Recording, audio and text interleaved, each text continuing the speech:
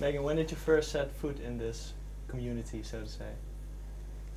I think I had moved back from Vancouver. I was probably 18, and it was like I was playing my own shows, like playing the piano and singing, and that's when I first saw Megan too. I didn't know like, you yet. That's like how we met, but yeah. I saw you perform. Yeah, that's like, that was my initial introduction. So you were on stage before you were part of the Yeah, audience, so to say. yeah, before I really knew many of the people, for sure. What songs were you playing? I'd written my own songs. They're like, I don't play them anymore, but it's like old stuff. But it was like piano songs. You seem a bit embarrassed, or? I try not to talk about that very often. They're really good. Thanks, Corin. But yeah, I'm just not doing that right now. Yeah. They'll be on the rarities collection in 5 Yes, years. yes. So, yeah. Super B-sides. We don't want anyone to hear it because we're saving it for that. You already said you saw that's when you first saw her. You saw her Yeah. play. Was that also a basement concert? That one, I think that was, there's a cafe that would have shows kind of in the upstairs area. And You saw that show? yeah, it was at Remedy. Whoa. Yeah. That was a long time ago. And I think there wasn't shows. I've only seen a couple shows there. They only seem to happen there like They weren't very a couple often times a there, year. So Yeah. yeah, but yeah, that was the first time I saw Megan. She was performing, and I was like, this girl's really good. But you're a couple of years younger than she is. Yeah. So you must have been. You would have been 16 like or 15. Yeah, I was 15 allowed or to 16. go to It was an all. It was a It was, cafe. yeah, it was an all ages show. Okay. Yeah. That's another thing that is really Yeah. prominent in Edmonton, is all ages shows. Yeah.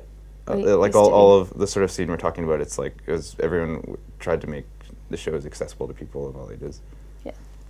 And how did that evening turn out? Did you get to say hi? No, I didn't No, meet. we never met. Didn't meet Megan for maybe another half year or so, or Yeah. I don't know. And then we just like kind of knew each other for like we had mutual friends for like for probably about a year.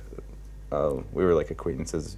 Yeah. We never hung out or anything, and but then I guess we just started running into each other more often, and then to the point where Seeing each other. to the point where we were like bands. recognizing the music that we were both making on our own, and thought that someday we should collaborate, and then eventually we did. Yeah. Because in what stage of composing music were you? What were you? Oh, I wasn't composing anything, but like I was just drumming in bands.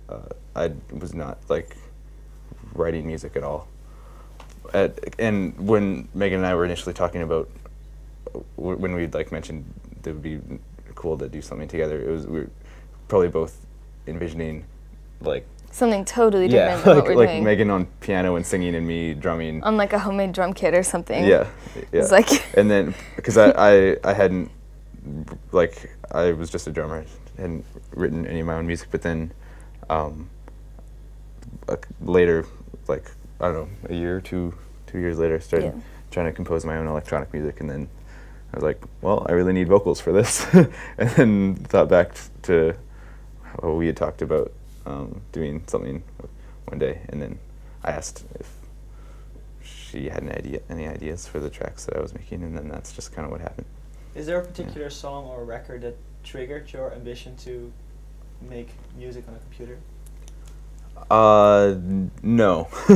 No, not, there was definitely never like one thing that made me think that. Well, I don't know, like I guess my first real introduction to like, or first time I heard music that was more electronic that I like really connected with was probably when I first listened to Kid A by Radiohead, when I was maybe like, I was probably 14, and before then I'd never taken, or I'd never really gotten into anything electronic, and then that was, I guess you could, if there was one, that would be it, but I still didn't start to make electronic music for another like 8 years after that. Why did you decide to start with it? I wanted to write my own music, but I didn't want to work with a band. I didn't want to have like guitar players, or like I just wanted to be able to make something that was very much like just like translating what was in my head directly into sound. And also just because there's with electronic music, there's like so much more you can do, I find, than just a guitar and a drum set. There's so much more sound is possible. So Too much, yeah, perhaps. yeah, Sometimes. yeah. It's true. I think a giant part of making electronic music is just being a sort of a curator of sounds, and because there's so, like, if you have a few synthesizers, there's kind of like limitless sounds you can make, but most of them don't sound very good.